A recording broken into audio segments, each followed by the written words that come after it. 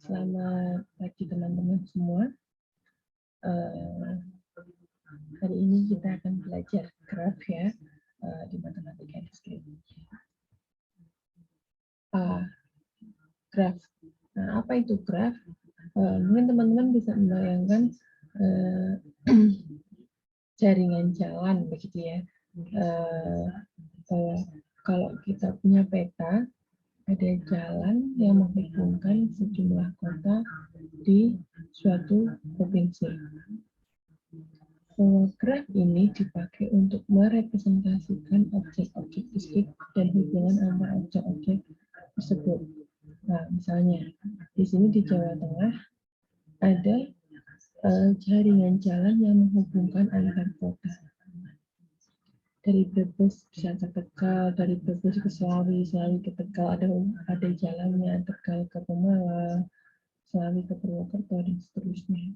Ini adalah jaringan atau jalan yang menghubungkan kota-kota di Jawa Tengah. Gitu. Nah, graf itu sendiri apa? Suatu graf G itu adalah terdiri dari vertex dan edge. Ada tuple yang terdiri dari vertex dan edge, yang dalam hal ini vertex atau V ini adalah himpunan yang tidak kosong, nanti ada isinya ya, dari simpul-simpul atau vertex. V1, V2, dan seterusnya. Minimal 1 ya. Kemudian untuk edge-nya ini adalah himpunan sisi. E atau edge yang menghubungkan sepasang simpul. Jadi kalau kita punya dua vertex, kemudian ada penghubung antar dua vertex begitu ya, itu namanya adalah edge. Kemudian ini adalah contoh graf sederhana. Yang A ini adalah graf yang sederhana.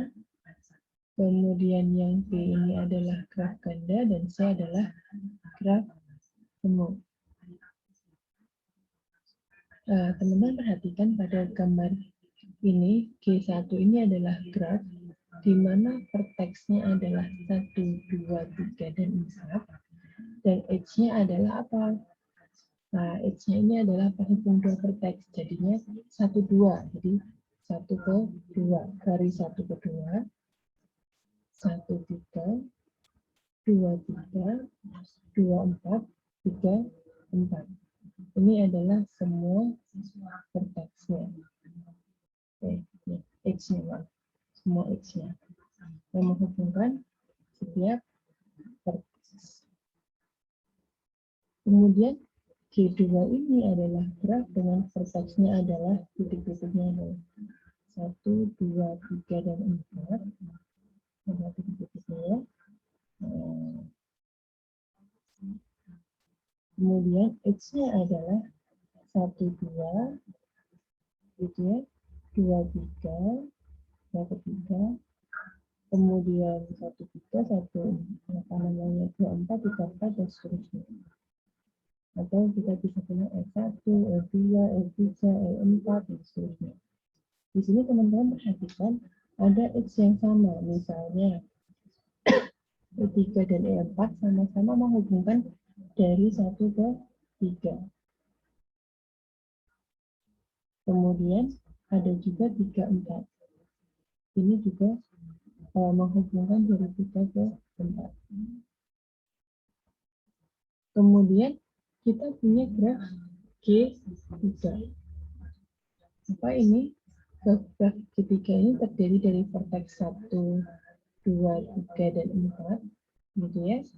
Nah, kemudian edge-nya adalah dari 1 ke 2, 2 ke 3, 1 ke 3, 1 ke 3, 2, 4, 3, 4, 3, 4, dan 3, 3. Nah, teman-teman perhatikan di sini ada perbedaan. Ini adalah graf yang sederhana. setiap titik dihubungkan oleh vertex gitu ya. Kemudian setiap vertex dihubungkan oleh edge, ada edge begitu ya. Kemudian ini graf ganda. Graf ganda ini bagaimana? Graf yang punya edge yang sama persis. Misalnya 1,3-nya ada 2 begitu ya. 3,4-nya ada 2. Kemudian yang C ini adalah graf semu. Kenapa semu? Karena dia ada loop. Begitu. Nah, pada sisi G2 ada E3 dan E4. Nah, ini adalah sisi ganda atau multiple edge atau parallel edge. Karena kedua sisi ini menghubungkan dua buah simpul yang sama, yakni simpul 1 dan 3.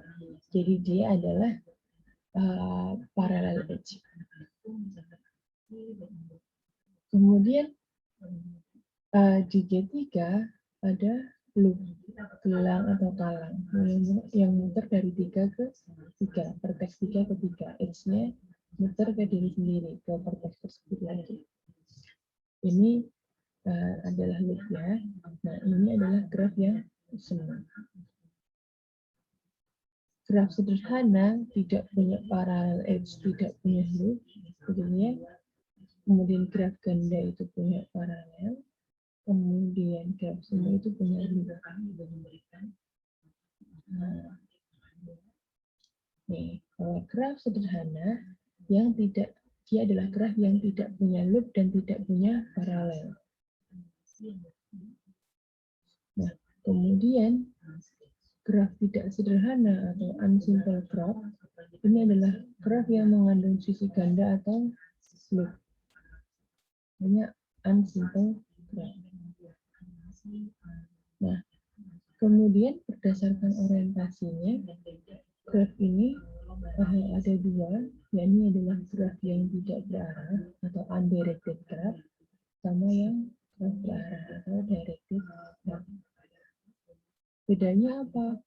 Kalau undirected graph atau graf tidak berarah, graf itu sisinya tidak punya orientasi arah. Jadi antara titik ke titik gitu ya, dihubungkan oleh suatu edge atau jalan gitu ya, tanah gitu ya, tapi tidak ada arah. Kalau yang berarah, dia punya arah tanda panah. Ada panahnya, arahnya dari mana ke mana gitu ya. Itu adalah directed. Ini beberapa jenis graf, gitu ya. Ada graf yang sederhana, ada graf ganda, graf semu, graf berarah, graf ganda berarah. Nah, contoh untuk terapan graf sendiri, misalnya adalah di rangkaian listrik. Nah, ini teman-teman sudah pernah belajar bahwa ada hambatan dan sebagainya, gitu ya. Ini adalah suatu contoh bentuk graf jaringan listrik di rumah. Kemudian ada isomer senyawa kimia karbon, metana, etana, propana, butana, pentana, dan seterusnya. Teman-teman perhatikan, ini juga adalah suatu bentuk graf. Nah, antara senyawa hubungan karbon dengan hidrogen, gitu ya. Kemudian jejaring makanan. Ini juga adalah suatu bentuk graf. Bahwa pohon dimakan ulat dan belalang, rumput juga dimakan ulat belalang, ada juga yang kelinci. Kemudian ayam dimakan, ayam juga dimakan ulat, tikus dimakan ulat, katak dimakan ulat, dan seterusnya. Ini adalah jejaring makanan. Itu adalah bentuk directed graph. Nah, ini beberapa terminologi graph atau istilah-istilah dalam graph. Yang pertama ada ketetanggaan atau adjacent gitu ya, bahwa dua buah vertex atau simpul dikatakan bertetangga kalau terhubung oleh satu edge langsung, secara langsung. Gitu. Misalnya di contoh graf G1, 1 dan 2 ini adalah tetangga. 1 dan 3 juga tetangga. Tapi 1 dan 4 ini bukan tetangga karena tidak terhubung oleh suatu edge secara langsung. Begitu. Nah, 1 dan 2 ini tetangga. 1 dan 3 tetangga. 2 dan 3 juga tetangga. Semuanya tetangga. 1, 2 tetangga, 1, 3 tetangga. 2, 4 bukan tetangga. Apalagi dengan 5, begitu ya. Dia adalah isolated vertex. Kemudian selain adalah istilah adjacent atau tetangga, begitu ya, ada istilahnya incidence atau persisian. Nah, untuk sembarang suatu sisi atau edge E, gitu ya, yang menghubungkan dua titik, gitu ya, VJ, VK, vertex C dan vertex K, dikatakan apa? E persisian dengan simpul ini E, gitu ya. E persisian dengan simpul VC atau E persisian dengan simpul VK. Namanya, kalau kita ngomongin adjacent berarti antar dua vertex, kalau incident berarti antara vertex dengan edge-nya. Nah, kita bisa lihat graf G1 bahwa sisi atau edge 23, sisi ini, ya, persisian dengan simpul atau incidence dengan vertex 2, juga dengan vertex 3. Gitu. Kemudian sisi ini ya H23 ini tidak apa? Tidak insiden dengan vertex 1.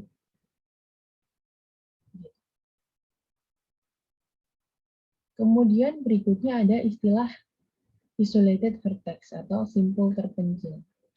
Apa ini isolated vertex? Dia adalah simpul yang tidak punya sisi yang incidence, tidak punya edge. Nah, contohnya adalah graf G3 di sini ada vertex 5.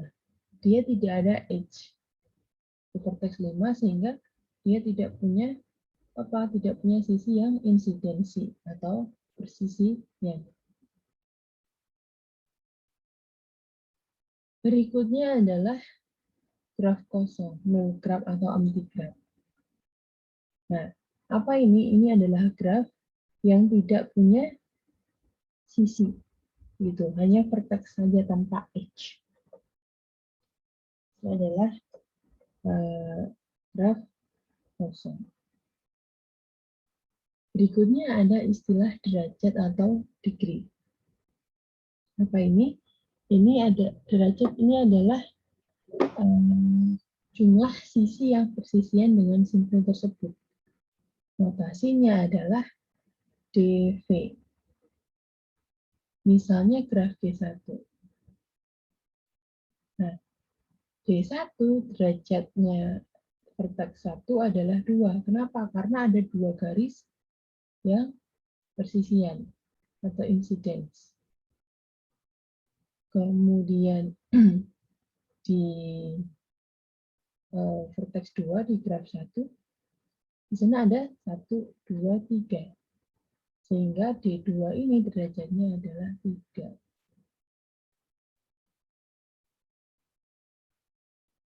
Nah, kemudian kalau kita lihat di graf 3, begitu ya, nah, bahwa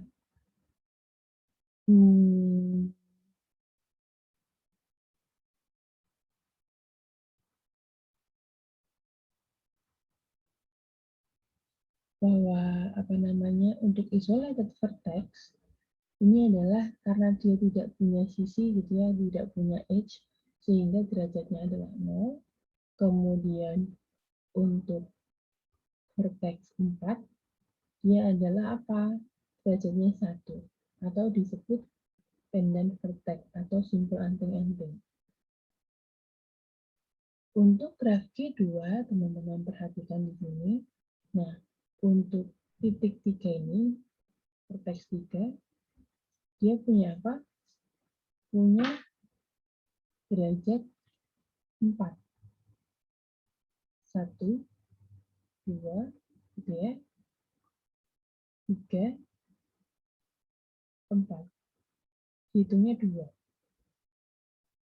Jadi dari arah masuk sama arah keluar. Sehingga dihitungnya adalah 2 untuk loop. Begitu. Kemudian teman-teman juga perhatikan untuk vertex 1, teman-teman perhatikan di sini dia punya derajat 3, 1, 2, 3. Jadi meskipun di sini isi apa namanya H-nya sama dari 1 ke 2, gitu ya, tapi karena dia paralel, dia tetap hitung masing-masing. Nah, ini teman-teman juga perhatikan di sini, ini angka di sini adalah derajat. Sama di sebelah sini ada 1, 2, 3, gitu ya. Di sini ada 1, 2, 3, 4. Di sini ada 1, 2, 3, 4, 5, 6, dan seterusnya. Nah, kemudian teman-teman ada perhatikan graf G4. Ini adalah untuk directed graph. Kalau directed graph, kita punya derajat masuk dan derajat keluar. Misal, di vertex 1, yang masuk ada 1, 2. Derajat masuk untuk 1 ada 2. Kemudian yang keluar dari 1 adalah 1.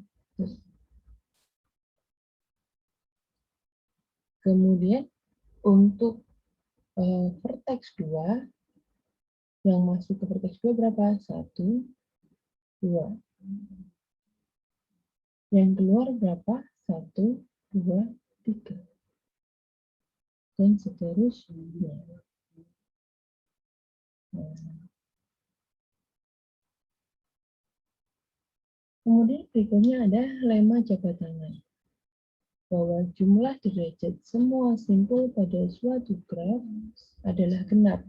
Apa itu? 2 kali jumlah sisi pada graf tersebut. Nah, dengan kata lain, suatu graf yang terdiri dari vertex dan edge, maka jumlah derajat dalam vertex tersebut adalah 2 kali jumlah edge-nya.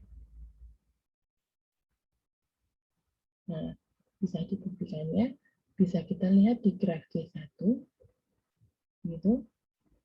Nah, di sini ada bahwa D1 itu jumlahnya adalah 2, D2 jumlahnya adalah 3, D3 jumlahnya 3 derajatnya, kemudian untuk vertex 4 derajatnya adalah 2. Nah, totalnya adalah 2 tambah 3 tambah 2 tambah 3. Totalnya adalah 10. Nah, atau apa? Atau 2 kali jumlah sisi. 2 kali jumlah S-nya. 1, 2, 3, 4, 5. 2 kali 5. Gitu. Begitu juga dengan graf yang lain. Nah, akibat dari lemma jabat tangan ini, ada teorema bahwa untuk sembarang graf G, banyaknya simpul berderajat ganjil selalu benar. mesin sisi derajat ganjil selalu ke, nah, jadi semuanya akan selalu kena, gitu ya, karena 2 kali. Nah, misalnya, diketahui graf dengan 5 buah simpul. Kira-kira, ya, bisa nggak kita gambar graf tersebut kalau derajat masing-masing simpulnya adalah 2, 3, 1, 1, 2? Bisa nggak digambar? Nah, kemudian berikutnya adalah 2, 3, 3, 4, 4. Bisa digambar nggak nih kalau ngikutin lema ya? Nah, untuk yang pertama tidak dapat. Karena apa? Karena jumlah derajat semua simpulnya adalah ganjil. Totalnya adalah 9. Nah, sehingga ini tidak dapat digambar. Kemudian kalau 2, 3, 3, 4, 4 ini akan dapat digambar. Karena jumlah derajat semua simpulnya adalah ke, nah, ini adalah salah satu contoh graf yang dapat dibangun.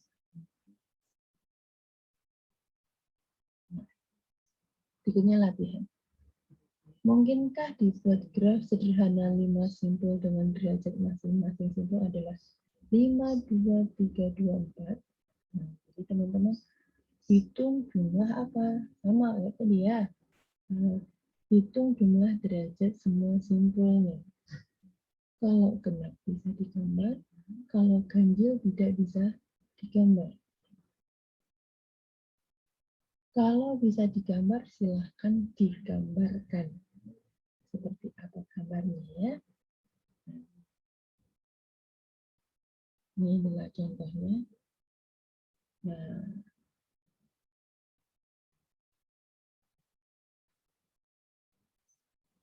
berikutnya adalah path. Apa itu path atau lintasan? Nah, lintasan yang panjangnya N dari simpul awal ke simpul tujuan di dalam suatu graf G ialah barisan selang-seling, ya, simpul dan sisi. Titik, garis, titik, garis, titik, garis, dan seterusnya sampai ke titik akhir. Dari titik awal, titik tujuan, antar titik itu adalah garis. Bayangkan antar kota begitu ya, melewati jalan-jalan, akhirnya sampai di kota tertentu. Nah, tinjau graf G1. 1, 2, 3, 4. Ini adalah lintasan ya, dengan barisan sisi, H-nya adalah 1, 2. Ya. Maaf, salah ya, 1, 2, 4, 3 ya. Nah, maaf nih. Nih.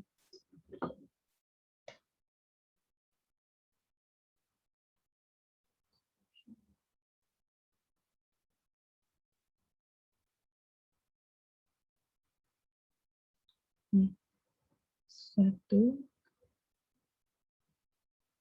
2, 4, 3. Ini adalah lintasan gitu ya. Nah, yang memakai sisi 1, 2, 2, 4, dan 4, 3. Nah, panjang lintasannya, sehingga panjang lintasan dari satu yang apa namanya, ketika kita menempuh 1, 2, 4, 3, panjang lintasannya adalah 3. Kenapa 3? Karena kita menempuh 3 edge. Begitu. Kemudian berikutnya adalah ada istilah cycle atau siklus atau sirkuit. Teman-teman mungkin sering nonton balapan begitu ya, misal MotoGP. Bahwa suatu sirkuit adalah apa namanya, dia akan diawali dan diakhiri dari titik yang sama ya. Mungkin ada titik gitu ya. Nah, bahwa sirkuit ini akan diawali dan diakhiri, start dan finish-nya adalah di titik yang sama. Nah, kalian perhatikan graf G1 ini adalah sebuah sirkuit. 1,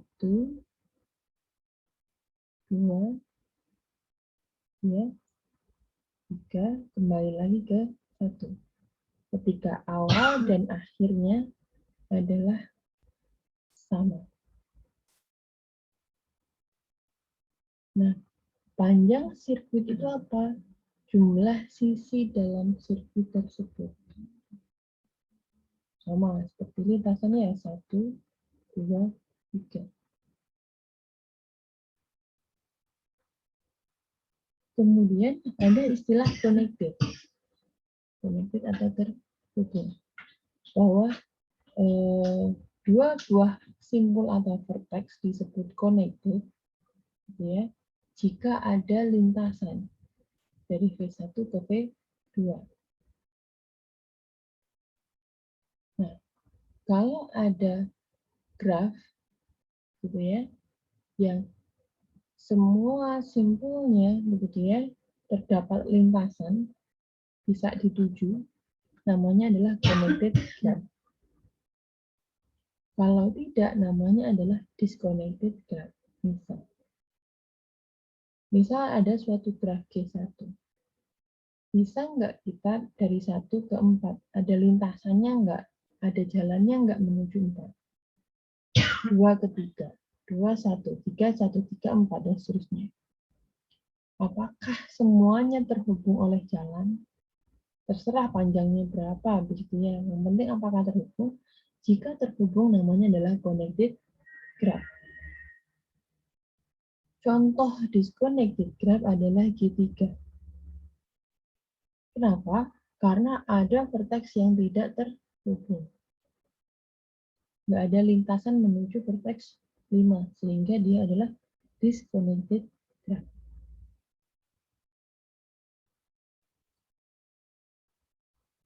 Nah, kemudian untuk graf yang berarah, yang ada tanda panahnya, begitu ya.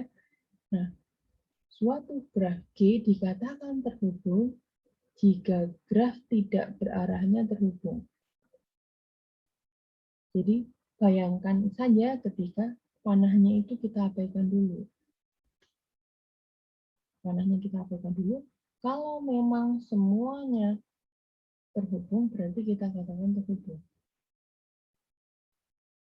Nah, dua simpul dikatakan terhubung kuat, gitu ya. Nah, misalnya ini adalah U dan V, gitu. Terhubung kuat kalau apa? Kalau lintasan berarah dari U ke V. Jadi memang panahnya adalah dari U ke V. Nah, kemudian U dan V dikatakan terhubung lemah. Jika apa? Jika lintasannya, gitu ya, tidak, jika lintasannya misalnya seperti ini, tidak sesuai arah. Tapi kalau panahnya kita hilangkan, dia memang terkoneksi. Tapi gitu ya, dia terhubung lemah. Dikatakan terhubung lemah karena itu tadi panahnya tidak menuju dari U ke V. Gitu. Ini adalah weakly connected. Kemudian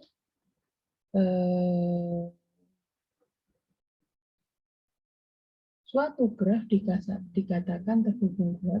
Kalau ini adalah terhubung gitu ya, terhubung kuat dan terhubung lemah.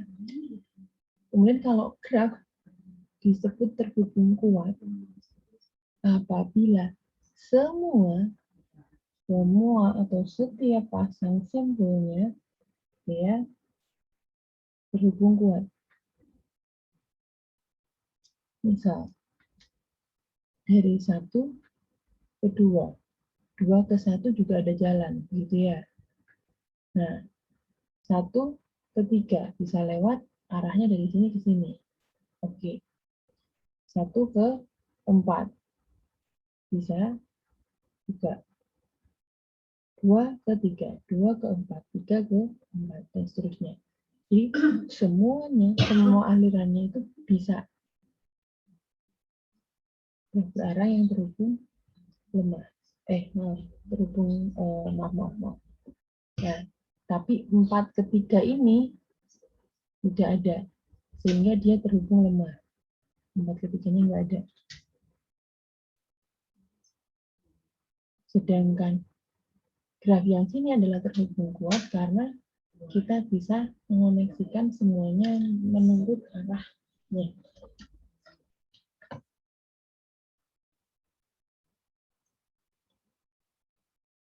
Kemudian ada yang namanya subgraf dan komplement subgraf.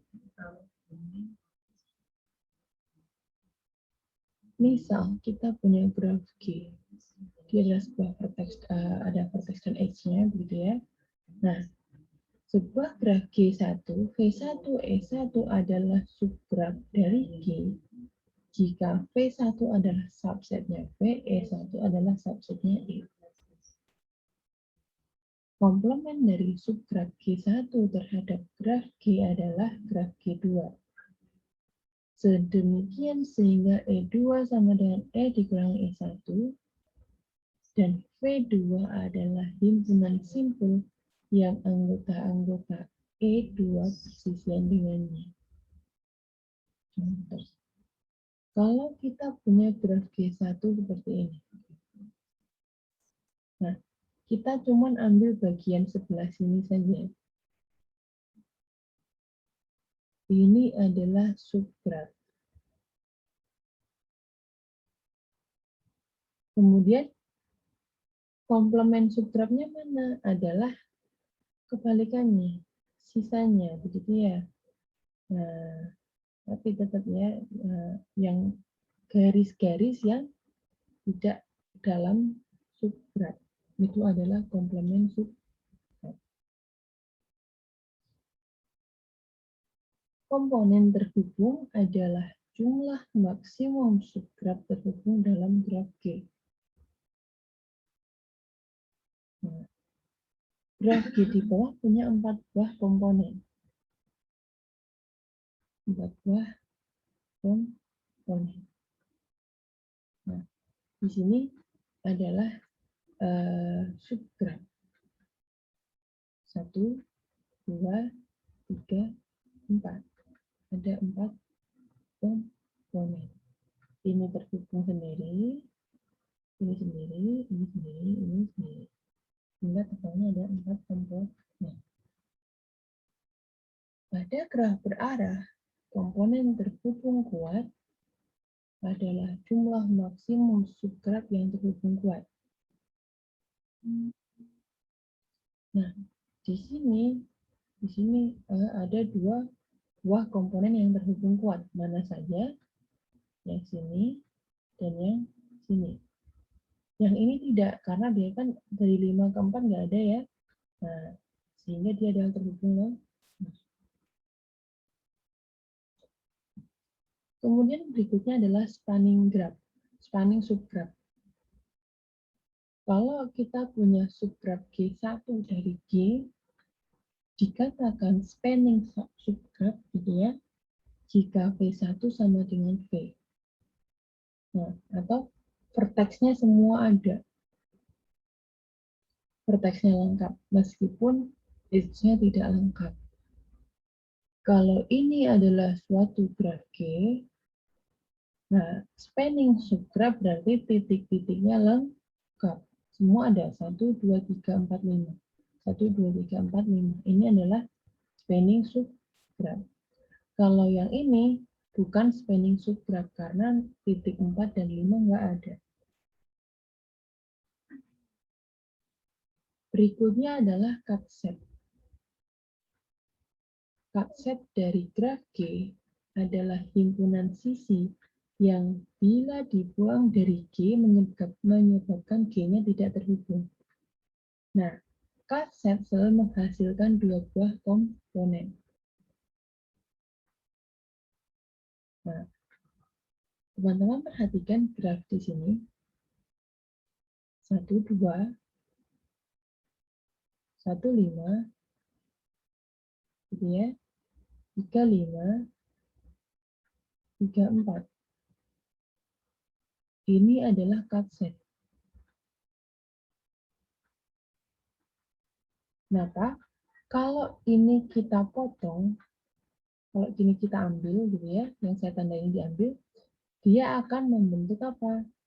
1, 3, dan 4, 5, 2, 6. Akan memisahkan graf ini. Sehingga dia adalah cut set. Jadi, yang membuat suatu graf terpotong, gitu ya, menjadi komponen, ia adalah cut set. Gitu. Nah, kalau 1, 2, 2, 5, 4, 5 ini bukan cut set. Kenapa bukan cut set? 1, 2, 1, 2, kalau 1, 2 kita potong, 2, 5, gitu ya. 1, 2, 2, 5, dan 1, 2, 2, 5, dan 4, 5. Nah, ini disebut bukan cut set. Kenapa? Karena cukup dengan 1, 2, dan 2, 5 saja sudah cukup memotong. Jadi ini bukan cut set. Ini sebenarnya nggak perlu gitu ya. Hanya dengan 1, 2, dan 2, 5 saja sudah menjadi cut set. Gitu. Sehingga 1, 2, 2, 5, dan 4, 5 ini bukanlah cut set. Berikutnya adalah istilah weighted graph atau graf berbobot. Ini adalah graf yang setiap sisinya diberi sebuah harga atau bobot. Misal, A ke E bobotnya 10, A ke B bobotnya 12, dan seterusnya. Bayangkan teman-teman ini adalah jarak misalnya. Dari kota A ke kota B adalah 12 km. A ke E adalah 10 km, dan seterusnya. Kemudian terdapat beberapa graf khusus. Yang pertama ada graf yang lengkap. Apa itu graf lengkap? Dia graf sederhana, yang sederhana ya, yang setiap simpulnya punya sisi ke semua simpul lain. Nah, graf lengkap dengan n buah simpul dilambangkan dengan Kn. Jumlah sisi pada graf lengkap yang terdiri dari n buah simpul adalah n dikali n-1 bagi 2. Jadi dia terkoneksi dari ke semua titik. Setiap titik terkoneksi ke semua titik. Ini K1, K2, ini ada koneksinya gitu ya. Inilah K3, semuanya terhubung. K4, jadi setiap titik itu terhubung dengan titik lain.